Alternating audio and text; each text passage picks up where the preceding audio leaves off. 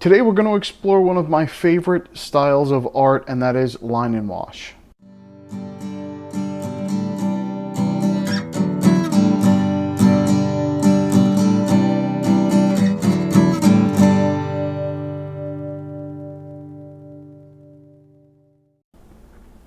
I first became interested in this style about 3 years ago, and I've been studying it ever since. Line and wash is awesome because you can use it to sketch quickly or to make a finished piece that you plan on selling. It just depends on what technique you use. So let's get started with some supplies.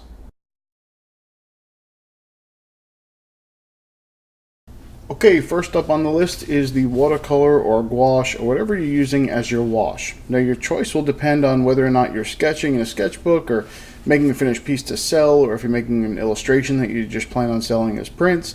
Depending on your specific goal, some people like the less pigmented, much less expensive student grade watercolor paint, and some like more vibrant, more light fast artist grade watercolors. I prefer the heavy pigment load of professional artist grade paint. But if I need to tone it down or whatever, I just used a little bit of extra water, and that'll make it a little bit lighter. Or you could add a complementary color, and that'll take it down as well. I have a couple of examples here. This is a Cotman watercolor, and it's an ultramarine, and it's separated a little bit, but it's pretty vibrant. Cotman is one of the student grade paints that you will still be able to get a good amount of vibrancy out of. Most of their colors come out very well.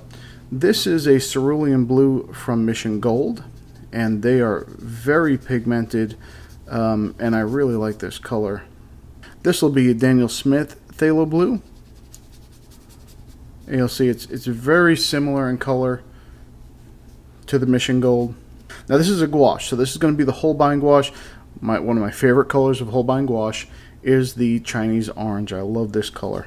But you'll see how it comes out. It's more soupy, it's more thick when it comes out, so it's going to be more opaque, not as transparent, but it's an absolutely beautiful color, and I love it. And this is M-Gram gouache, and again, very soupy, very thick. This is a little bit more smooth and silky when it comes out, because it probably has to do with how they treat the pigments, but definitely a little bit smoother than the Holbein gouache. But this color is amazing. It'll stay on my palette forever. Okay, now since line and wash is so good for sketching, a lot of people put their paint in little carriers like this, or something like this, or even something like this. Okay, that's gouache, and believe me, that this is usually what happens to gouache. It usually dries up and crumbles, and you have little pieces like that come off of it. And what I really want to show you is the difference between putting this into a palette and re-wetting it versus just using it straight from the tube. Usually in the studio, a lot of people like to use watercolor and gouache from the tube. When I personally don't, because I use thin washes and then I just build up my color rather than saturating the painting all at once. But some people really like to. When you go out sketching, sometimes that's impractical. Depends on how you do that. A lot of people will do that. They'll use very wet palette out and about, but I do not. So these are going to be the same colors. And this palette I haven't used probably in about, I'd say it's got to be close to 2 years since I've used this palette. But here is that. This is the Daniel Smith.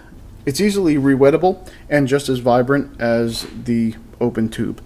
This happens to be the cerulean blue from Mission Gold, and it has the same effect. It's just as vibrant. And so a lot of times we'll dry this in a palette and take it with us because it's just for ease of use. It's just so much easier than trying to deal with wet paints when you're just trying to sit on your lap and paint. So this is just one of the options that you can use if you're traveling and you want to paint line and wash. Okay, let's move on to the ink. Now you have quite a few options here, and I just did that so that the camera had something to focus on. First, there's a fine liner or a technical pen. And this pen is great for getting solid, even lines, as well as some sketchy lines. And you'll see that in the smile here, that broke a little bit. That line broke just a little bit, and it's a little bit sketchy, and I like that. Sometimes I do that on purpose, especially with these pens, because it's really easy to do that with them. Now, these pens are easy to control, but they're harder to get what's called a varied line width. And that is where your line changes from thin to thick at specified interest points, and it draws attention to that spot. A lot of comic artists will use that. They'll use a varied line width. They like to get that. They don't like to just have a flat line. So I'm going to show you that with a little bit larger pen because it's hard to see with a smaller pen. So this is the Pigment Micron 05, and if I hold it to the side, I can start to get a thin line, and if I hold it straight up and down, I get a thick line. And so that's a varied line width. And this takes a lot of practice. So if you're drawing lines and you're trying to do that from thick to thin, sometimes you have to really figure out where's your thin spot. And there you see it got a little sketchy and broke a little bit. And then where is the thicker spot? It's definitely a little hard to do with these, but with a little time and effort, you can develop that skill. Now, while that is hard to do with the fine liner, with our next application, it is not. And this is the Pentel brush pen. Now, there's a couple of different kind of brush pens. Some have a felt tip, and that acts a little bit like a brush, but it doesn't have any bristles on it. This happens to have bristles on it. It's a Pentel brush pen. And you can see that you can get very thin to a very thick line depending on how hard you push. And so this will create a lot of interesting flexibility in what you're trying to do.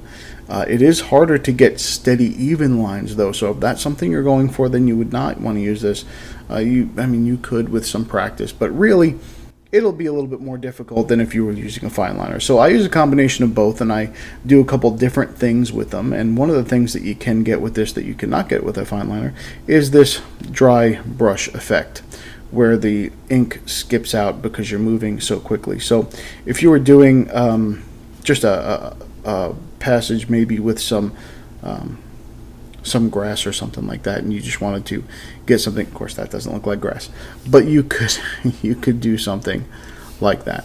I'm going to go into some detail about this later because this is a technique that I really enjoy. So I'm going to show you some paintings that I've done with that dry brush effect and show you some of the results that you can get. Now, before I move on to surfaces, I just wanted to point out that with a technical pen, you can get some pretty sketchy lines, as I did over here. And I'm going to go into some of the details on how I use those sketchy lines to create some interest in some paintings. Next, I'm going to take you through some surfaces because perhaps more than anything else, the surface will depend on what kind of style of line and wash you do. Here I'm going to break it down by texture, and we'll only be discussing paper with sizing, such as watercolor and mixed media paper. I know that some people use Bristol paper, but I've never been very successful with that. The watercolor will absorb into the paper quickly, so there's no reworking or lifting possible. The color appears dull, and the paper also tends to buckle instantly, all of which are undesirable for me and for most people using this method. Just for clarification, sizing is traditionally a gelatin, or in some more recent innovations, a non-gelatin substance, which is added into or on the surface of the paper in the manufacturing process. This slows the absorption of the water into the paper so that the color remains bright and on the surface. And then you can also rework the paint because it's on the surface, so you can add some more water and take some color away, that kind of thing. And it stays wet a little bit longer in case you are using a technique where you're trying to use wet into wet. It'll stay wet a little bit longer. And this helps keep the paper resilient against wetting as well, so it resists warping and buckling and that kind of thing. Okay, so let's get into it with the most popular surface for most line and wash artists, hot pressed paper. Now this paper has a smooth plate-like finish, and when the paper is formed, they use a hot roller or a press that smooths out the surface, kind of like an iron does on your clothes. And here's an example that I did on hot press paper. You notice the lines are actually very crisp. So the watercolor tends to have a very sharp line. And you see this is a very sharp line on this watercolor. So I put this watercolor on this paper, it's smooth, and so there's no crevices where the watercolor will tend to spread out a little bit and try to seek those peaks and valleys. It instead will have a very hard line on it, and a lot of people like that because you're adding a line now, or you have drawn a line and you don't want that water to seep outside of that line. And so the hot press paper is one of the most popular types of paper to use for this technique. Okay, our next surface is called cold press, and as the name implies, a cold roller or press is used, leaving the surface a little rougher. You may hear this referred to as knot if you listen to some European artists, and that's because it is not hot pressed. Now, some line and wash artists like this paper for the exact reasons that others prefer hot press. So, for example, you may get some ink skipping, which leads to a sketchier look, and here's an example of that, and I'll just move it a little bit closer. Okay, so you may get some skipping of the pen. You'll see it's not a very smooth line. There's a lot of little bumps and ridges, so it leads to a sketchier painting. The edges may feather a little bit more, leaving some odd shapes that can be defined more by the line rather than the paint. So this could lead to more organic and expressive edges rather than more controlled edges of the hot press. And here's another example. All I did here was just put some paint down and drew a little bit, and you'll see that the paint doesn't exactly come out to the line. So what you're going to have to do sometimes is go and find the edge of the paint rather than setting it down and putting it exactly where you want it. So it'll look a little bit more, you'll get some different shapes. So especially in landscape painting, you'll get some more organic shapes, and you'll see even when you start to layer the color, you'll see that you'll get these feathery edges. So it's not exactly a straight line. It's not just like a small bloom or something that you can use. In the hot press paper, the lines are pretty straight, and I can follow them very easily. So it leads for some interesting textures on landscapes and trees and things like that. Now this is also going to change depending on the detail that you want. If you want a lot of detail, you might use hot press paper because you're going to get little tiny details with that. And exactly where you put the paint is exactly where the paint's going to stay. Okay, we will now move on to rough press paper. And as the name implies, it is the roughest surface watercolor paper produced. And this may be the least favorite of line and wash artists, but for certain methods, it is my favorite. And you can get some great expressive ink work as well as some watercolor. And it makes for great impressionistic work. So what you'll see here is the watercolor will tend to find the peaks and valleys, and actually some of that white comes through, some of that paper comes through, and that's the tooth of the paper. And so you can see it a little bit more. It is a very rough paper. You can hear it. This is a paper that I love for certain techniques. So you will see, and I'm going to show you this technique a little bit more later, but you will see in this painting that I got a lot of the dry brush that I was trying to get, and I laid down the color rather nicely. The color is very vibrant on this paper. This is Arches. It's one of the top brands there is.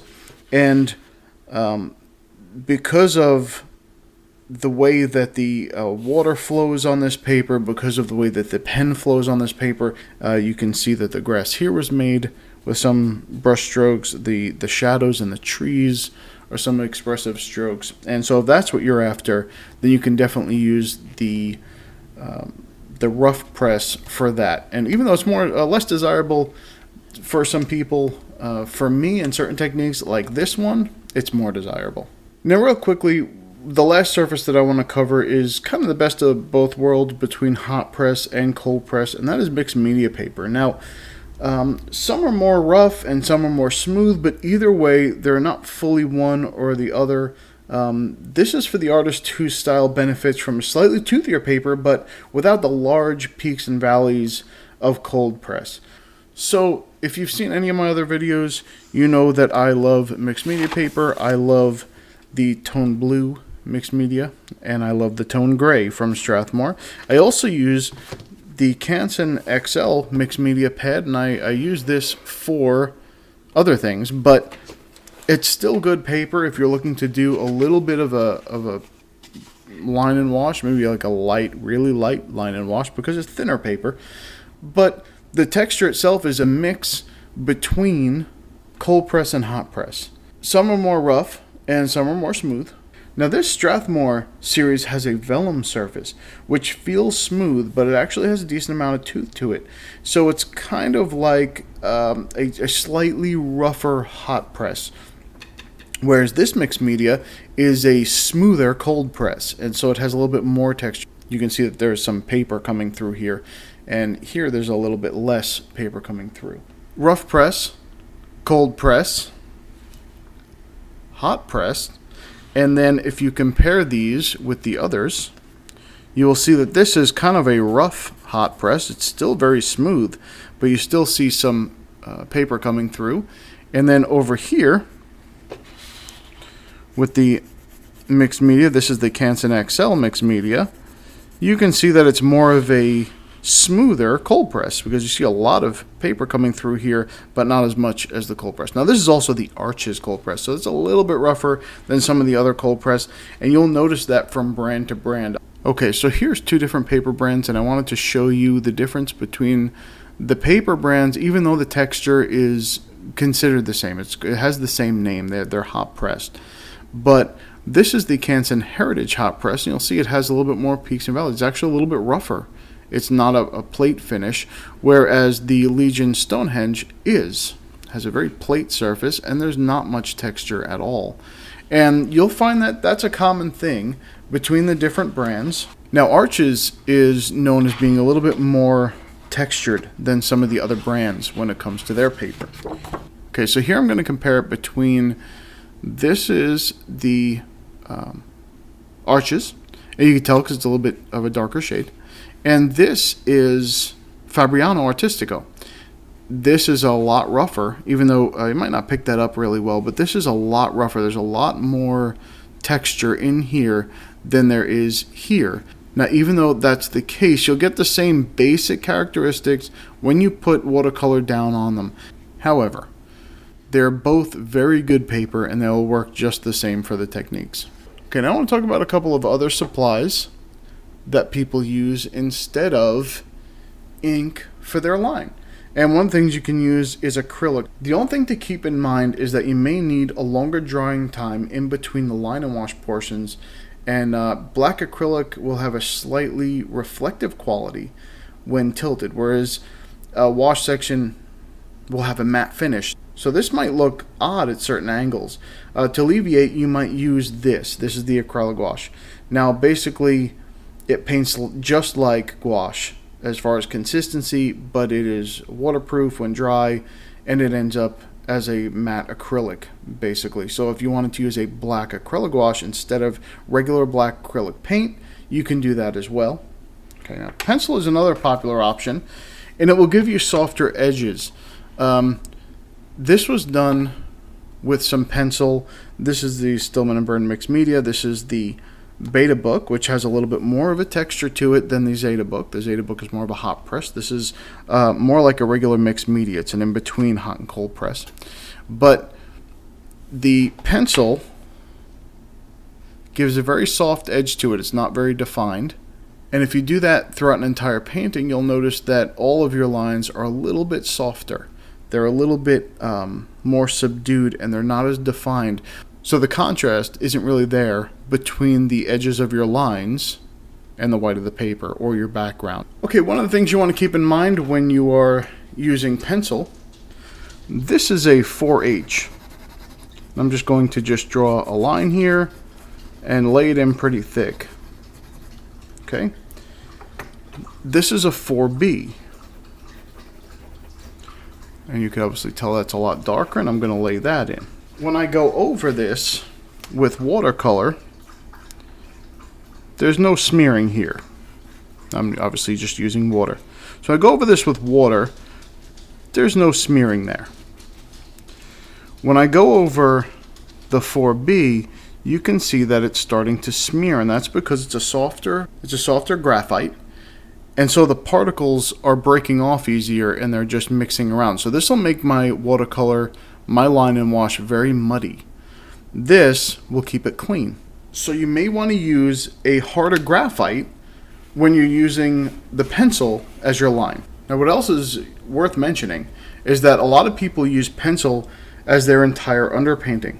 So you can see here, I have some pencil here, kind of like a bush, and then if you just go over it lightly, you're not too many layers, but you're coloring the area, and the darker spots are remaining dark and the lighter spots are remaining light. I cannot use this method too well. I've not practiced it very long. I've seen some amazing paintings where the entire underdrawing was done in pencil and then just a light wash of watercolor was put over certain areas, and it looks absolutely beautiful. Just wanted to show you that you can use this technique on all different types of surfaces. This is a line and wash that I did on ampersand clapboard, and the ink holds really well on this. It does not smudge at all.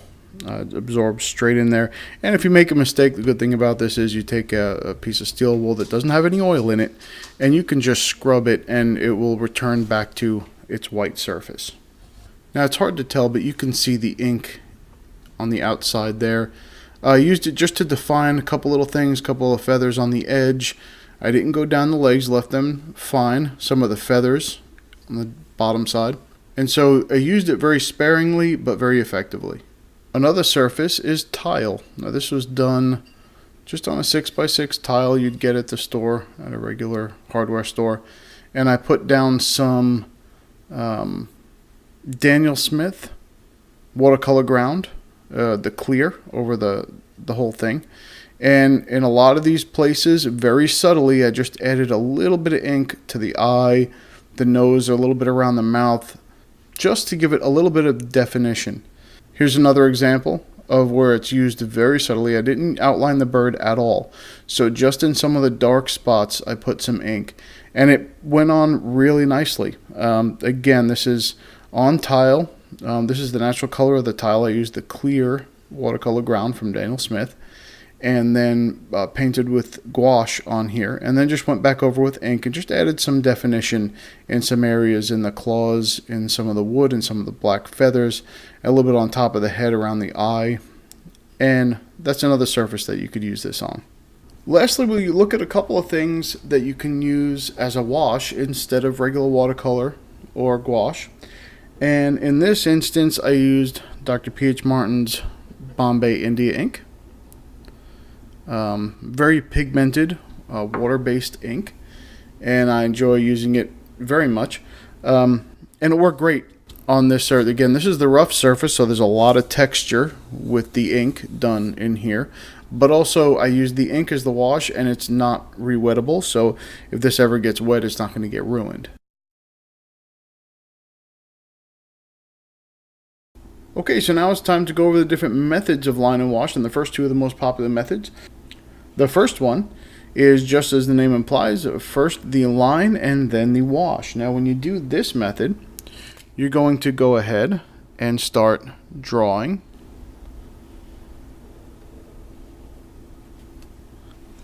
And then you're going to add your wash, and you're going to try and stay inside of your lines, and this is cold pressed paper. And so that's going to pull outside of the lines a little bit. But that's really what you're doing. You fill the space that you drew with watercolor. And if you would like, you can add dimension to it by adding some extra color into a place where you've already added color.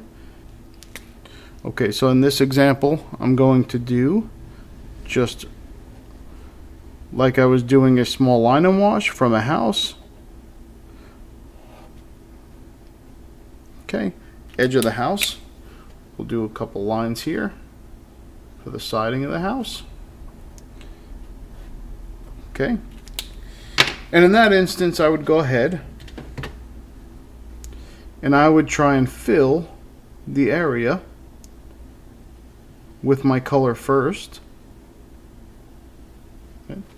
Then if I wanted to add some lines of interest in there, I might take a slightly darker color and put some extra lines in here. and create some shadows and some different things. If you want, when you're drawing something like that, you can draw, let's say I'm going to do the same thing here, just draw a little bush here, and just some random lines in here, so that when I paint, and this is watercolor, so it's going to go, I'm sorry, this is gouache, so it's going to be a little bit more opaque. But you can see this is M-gram gouache, so it gets a very transparent, virtually just like watercolor.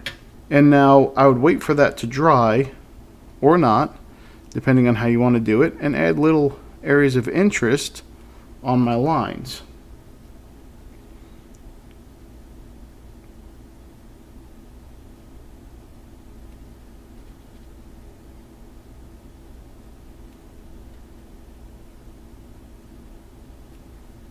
Make some spots darker, make some spots lighter by taking away color. Writing it, and basically you're just playing with that a little bit until you get it to look the way that you want it to look. Now this method is probably used the most because we're taught from a young age to color within the lines. So it's the most popular method for things like urban sketching, and if you just go out, what they call urban sketching, but if you just go out to sketch, even if you're not sketching the landscape, you're just sketching a picture that you have on you or a picture on your phone or something, but you're outside, you're doing some stuff, this is really the most popular way, because most of the time you have a limited time to sketch, and you can draw the subject and always take it back and color it later. Now, another way to go about this is to, and this time I will use watercolor,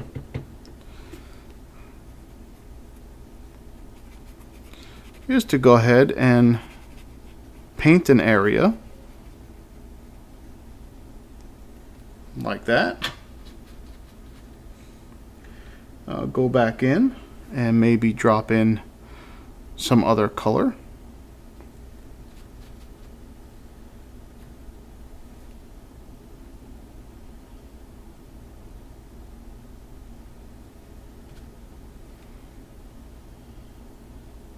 Creating some shadows and things like that.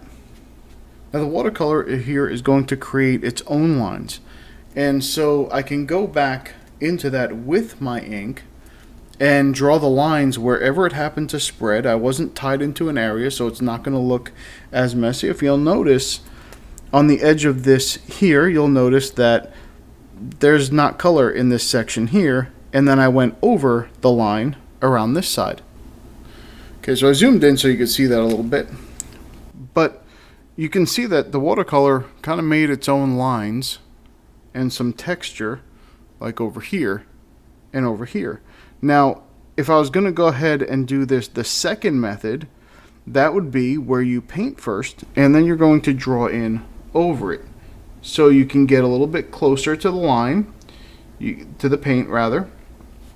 You're going to get a little bit more what looks like an accurate drawing, almost like you intended to draw the small bumps and things that happen, rather than you just trying to fill in the space with color. And so a lot of people like to do this. It's one of the ways I like to paint as well. Or you can do a third method, which I'll get to in a second. But one thing I wanted to point out, if you use this method, is that there's a negative with it, and that would be that the lines are, it's watercolor. So a slight drop of water can pull the color outside the desired area, which happened up here and over here. Just as well, I might not fill it all the way where I already drew the line, and since the line's already down there, if I didn't want it there, it's just too bad. Now the pencil artist or the pen artist will have an easier time with this method because you're used to drawing. And you're going to put down a great drawing and then fill it in with color, which is kind of how we've always done things growing up. The second method is the exact opposite. You use the wash first, and then you put the line in. And the advantage is that it looks a little bit tighter. It looks like you put the line exactly where you wanted to put the line. And while there is a couple of things here, because I'm drawing at a distance while I'm recording this, I'm basically getting the result that I wanted to get. An experienced watercolorist will find this the easiest way to go, because this, although it appears more technical when finished because you're adding the line later, you're also painting a lot more loosely. You're allowing the painting to happen and kind of finding its own lines. And then you're just going back in and putting the line wherever it ends up. Now here, I didn't plan this, but if I was using that second method, I would definitely start outlining these shapes in here. If I was drawing in that way. And it looks like I intended to make that spot darker or intended to make the other spot lighter, but in reality I'm letting the watercolor just do its thing and I'm just filling in the lines wherever they're made. The downside of this method is that you have no guidelines. You're going to have to allow the painting to take shape by itself. You're going to have to learn how to control the watercolor a little bit and get the shapes that you want with it, so that way when you go back in with your line, it looks the way that you intended it to look from the beginning. Okay, so there's a third method, and it can give you the best of both worlds, but it can also have its own challenges. And you can use this method as a complement to either of the first two methods that I listed earlier. But basically, you're going to add a pencil drawing first, and it'll be a light pencil drawing. So, same scenario as what that was. If I draw the same exact thing,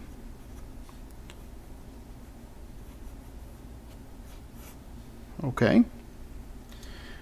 Now I can play with this a little bit, and I can see maybe I want to move this over a little bit. Maybe I want to move the roof line here, and then move this down a little bit more,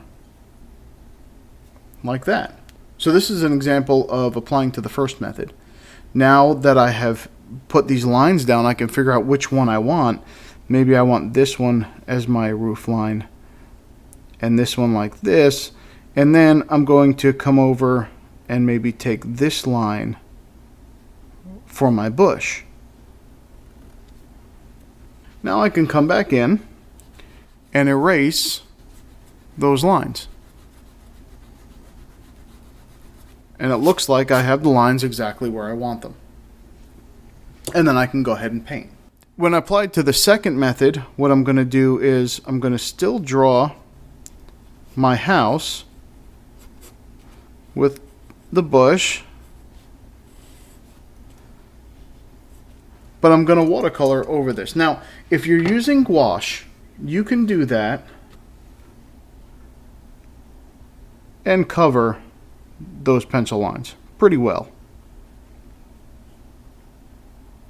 If I use watercolor, you can see the pencil lines through the paint. And so one of the things you can do instead of using a regular pencil, regular graphite, is to use one of these. And this is a Derwent sketching pencil. It is water soluble, as indicated by the blue top here. And so now when I go to draw the line, and this is an HB, you can get these as dark as an 8B, but I would not. Now let's move this over a little bit here and I'll show you. So now if I'm going to get that line for that bush that I was going to draw, I would just go ahead and I can use regular watercolor now. I'm not using the gouache. This is regular watercolor. And when I go over this, and that probably would have covered anyway, but you'll see this line will just disappear. There you go. And so when using it that way, you're going to have the same challenges as you would on the second method. So as you're painting along, you're going to start to destroy your line work. So you have to make sure that things are where you want them to be. Okay, now with this method, you're going to use the ink as the main focus of the painting. And I use rough watercolor paper with this, and I use a brush pen. This is the Pentel brush pen. And you'll notice if I go nice and slow, I'll get a nice solid line. It'll break up a little bit because this is really rough paper, but you can go back over, get a nice solid line here, and then go ahead and fill it in just like you would. But you see there's a lot more texture in that. Another way to go about this is to flick the brush and create texture in what you're drawing. So you wouldn't define the outside edge that way. You would instead do this. And the ink itself will find its own holes and develop some shadows for you.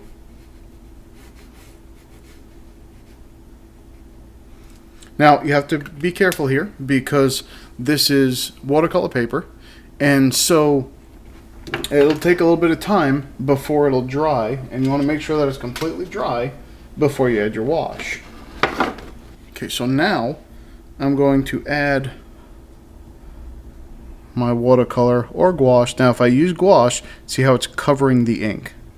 I'm going to water that down a little bit to thin it out. And then you'll see how the ink has created its own texture for the plant, for the brush, rather than drawing the outside line like you normally would. Usually what happens is it's about the watercolor and then the line is just giving it depth and texture. In this instance, it's not subtle at all. And so now if I wanted to go ahead and add some watercolor to it, I'm not going to disturb that line. You have a lot of texture in here, but it's still about the watercolor as well, so it's a nice blend. This is one of my favorite ways to use watercolor and to sketch. Another thing to mention is that usually when you do watercolor painting, you allow the watercolor to be watercolor and it kind of spreads out and does its thing. In this instance, you're also allowing the ink to take its own shape, and you're not really putting it down with lines. You're more or less putting down ink and allowing it to just go wherever it goes and then fill in with color. And you can still add a little bit of darker values here and there with the watercolor and get some subtle color shift. But for the most part, the ink is doing a lot of that work for you. So I just wanted to zoom in for you and show you just what that looks like. And you can definitely see the texture on the paper. And you do have a little bit of the white of the paper coming through. You can always go back over that if you don't like it. Okay, now the last three methods we're going to look at are mostly for sketching or a sketchy style of art, which I enjoy creating probably more than any other art style. First is the monotone approach, or maybe there's two analogous colors that are very close on the color wheel, and generally you're looking to add a splash of color and use intensity to highlight areas of interest. So if you noticed on this painting here, it was just a quick sketch of a person, and then I added some darker spots where the shadows were, but it's the same color. It's all one color. Very similar thing here. What I did was use two different colors. Well, actually, there's a little bit of blue in here as well that I added some shadow, but for the most part, all I did was use a yellowish and an orangish color, and did the same thing here. The line is usually sketchy, or at least it's loose, and the wash is also loose, and this can be done using almost any of the previously listed materials, such as watercolor gouache, watercolor pencil, water-soluble graphite, etc. You can even do a whole drawing just with water-soluble graphite in this way. Okay, now the second of these three is accomplished by using either a water-soluble marker or water-soluble pens, but you can also use water-soluble pencils. You can use watercolor, you can use gouache. With this method, you're basically starting with a line, and then you're going to go back in and thin from the line. So I'm going to show you how to do this. And I often do this if I'm just looking to get a quick rough idea, a quick sketch, something like that. So let me just show you quickly. I'm going to be using, these are the Tombow brush markers, and I have a black, and then I have the blender. Now they are water-soluble pigment pens. I will go ahead and start drawing. Now if I was going to use that same example that I had started earlier, you'd go ahead and you'd add the same line from the side of the house that I was doing earlier. Okay, but I'm going to put some thick spots in here, a little bit of shadow on the bottom, and move it around. And that's going to put a little bit extra pigment on there, so I can go back in with the colors blender and start to shade out from the area of color. And if I want to add more shadow in an area, I'll just run over the marker more and bring out that shadow a little bit more. Okay, you can do that with just about anything. If this was a gouache line, just adding a little bit of extra water would pull that color out.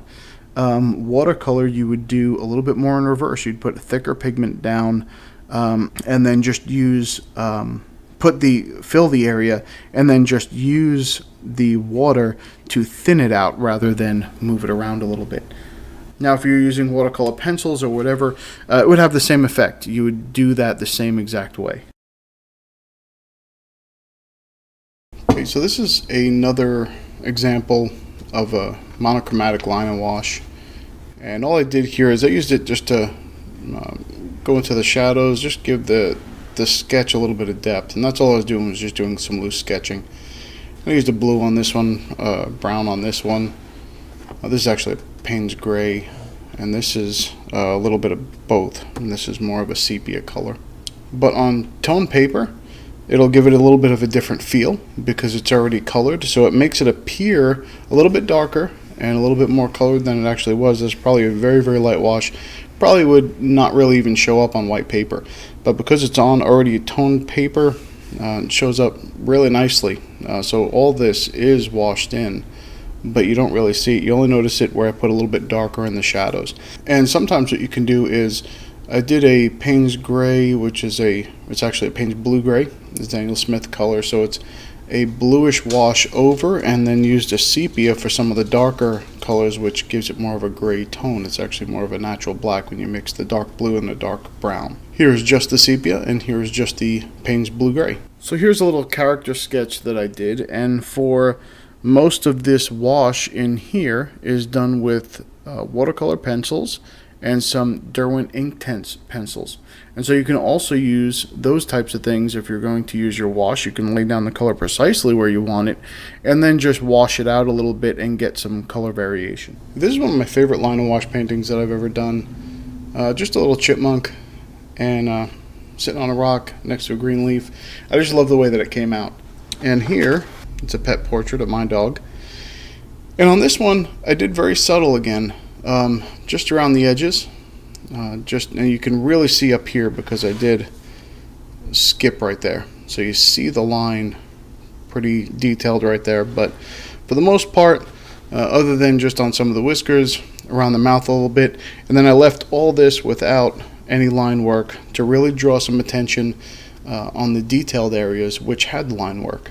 So I did the same thing on this one, and what I did was I wanted the main focus to be the chipmunk, so I did the line on this to get the detail in it, and then I did not have any of the line on here or on this background piece here. It's only on the chipmunk, and that draws your focus into where the detail is.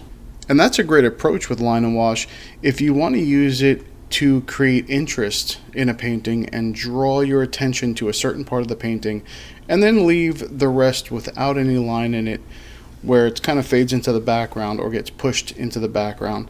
It gives it almost like a 3D effect and really draws your eye right to where you want it to be.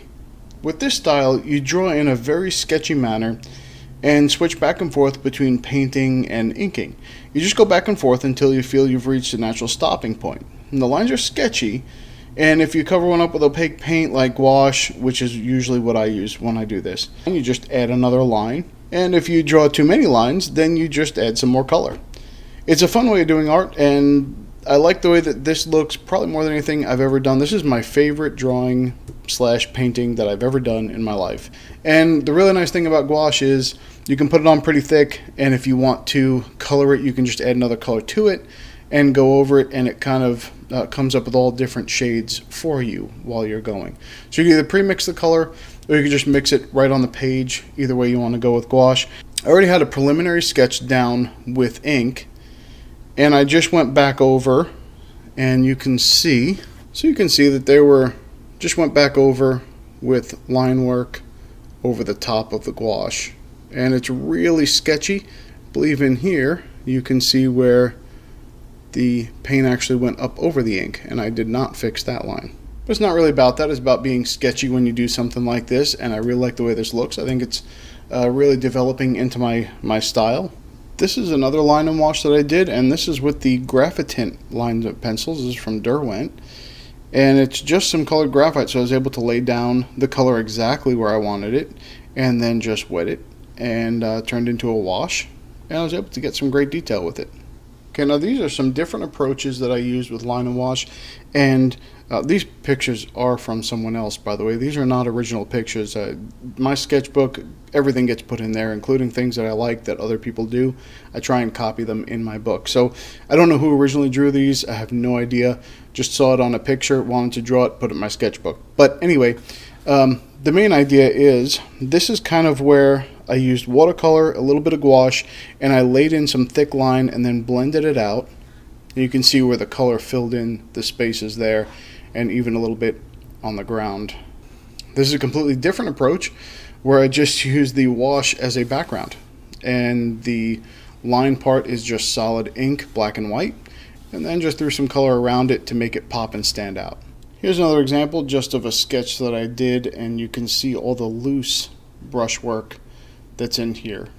This is the Stillman & Bird Beta book, so there's a little bit of texture on the paper.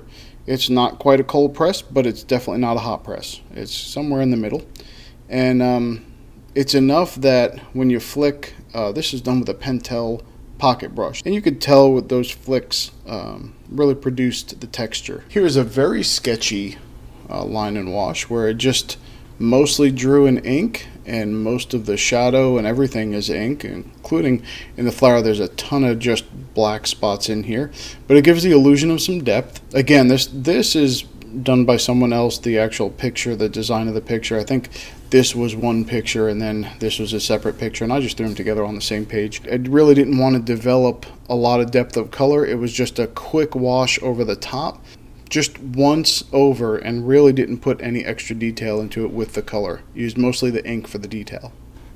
So this is another example of a line and wash, and what I did was I really put some very subtle lines around the focal point, and most of the other stuff has no line work around it. There's a little bit in this tree here and this tree here, but most of it there's no line work. Here's just a quick comparison of something where I did the line work, but I never colored it in, and sometimes I'll do that just because I like the way that it looks, just without any color. On the opposite page I did line and wash that was colored in, and there wasn't a whole lot of detail put into this. Most of the detail on this is going to come from the color and the shadow and the shading, but a lot of this there's just nothing in there. There's no line work in the back here. There's very little line work in the fence and a little bit in the roof. Here's a very quick sketch of a line and wash, and once again there's almost no detail that's done with color except for a couple little shadows in the snowy banks, a little bit in the roof here, but for the most part all of the detail is done with the ink work. So this is an example of how line and wash is great for quick sketching. Just threw some ink on a page and sketch something out, added a very little bit of color, and it brings it to life. It makes it pop off the page a lot more. Now some people would not consider this a line and wash piece, and I'll tell you why. There's no black ink in this entire piece. Yeah, I don't even think the eyes are black ink on this one.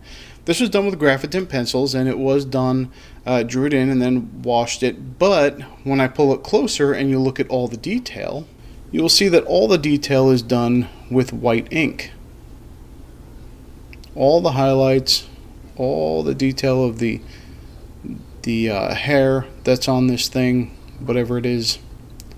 So here's another very simple line and wash, and most of the ink is just some silhouettes of some trees, and I added the interest with the color and the sunset in the background.